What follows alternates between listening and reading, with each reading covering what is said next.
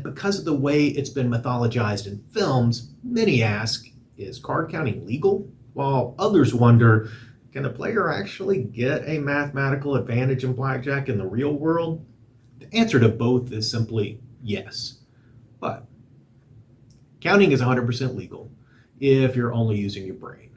There have been criminals that have tried to use devices to assist, and that's both illegal and will get you arrested quickly. When it comes to gaming crimes, casinos don't play around. Most card counting strategies revolve around varying your bets significantly, and casinos do have the right to back you off from the table for any reason at all. With a back off, they may tell you you're not allowed to play blackjack anymore at their establishment, or at times, you may not be allowed on the gaming floor at all in their establishment. And the prohibition could range from a day to a lifetime ban. Professional gamblers will take this risk as they move from casino to casino around the country, but for me, the risk isn't worth it. I'd hate to have a 10-day trip scheduled with a group of friends, and day one, I get banned from the casino, and now the whole experience is compromised for everyone. So in this video, we're going to focus on ways to improve your odds while minimizing the risk that you're banned from the gaming floor. For a professional level gambler, betting a range can range from your base bet to 12 to 18 times your base bet. And it requires hundreds of hours for the averages to pan out, as you can easily experience a 10-hour day that's all down or a 10-hour day that's all up, and you simply never know what's next in the cycle. As the payout averages mean that you'll need to wager big to earn any significant payouts. For example, using a $10 base bet that increases up to $160 per hand at high true counts, after wagering an average of $1,500 an hour, you could expect to earn just over $13 an hour for your risk. Most aren't going to want to spend hundreds of hours at the table during a single Vegas trip, and most who would play at a $10 table aren't going to have the bankroll to sustain a multi-hour streak of losing while wagering $1,500 an hour, all in the hopes of making $13 an hour. So what we're going to focus on instead is how to play to enjoy and maybe make a little money along the way. But don't expect Hollywood films to be made about you. The Gamblers Fallacy is the assumption that a previous streak impacts the next game, whereas each game is truly independent. For example, that 3 losses on a slot machine mean that the machine is due to win. The roulette wheel landing on black 3 times in a row means that red's up next, or that a few bad rolls and craps means that the next one will be great. Each of these are independent games where the next turn has no relationship to the previous.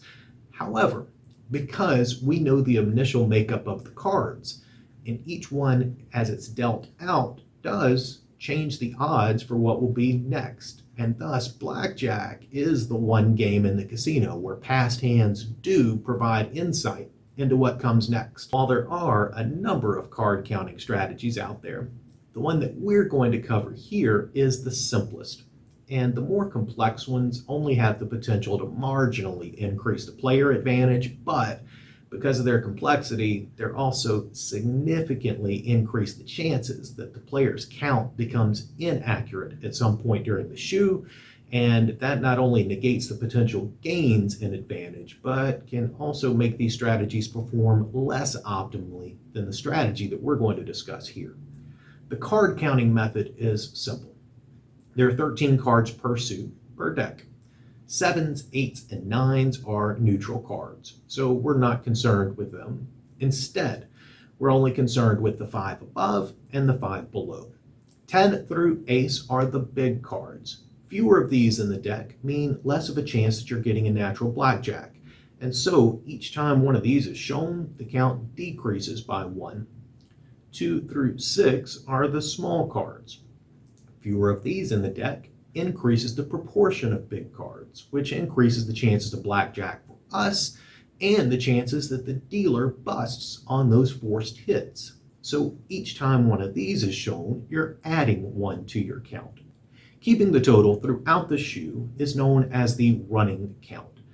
And dividing the running count by the number of decks remaining to be dealt gives you the true count.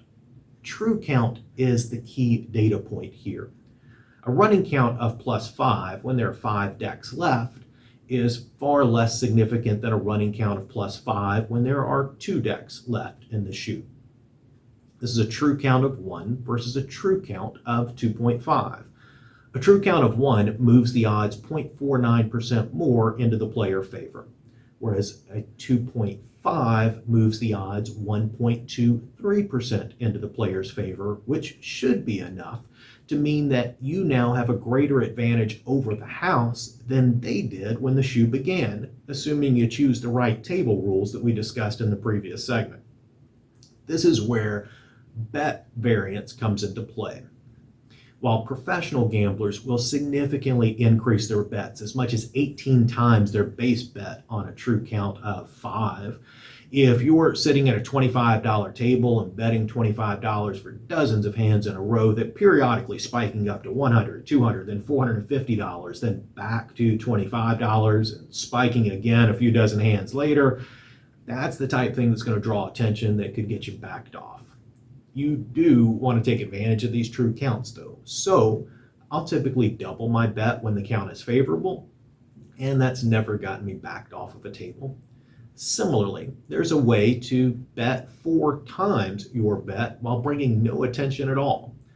I try to play at tables that are not full, as this means that you get more hands per hour that are dealt to you.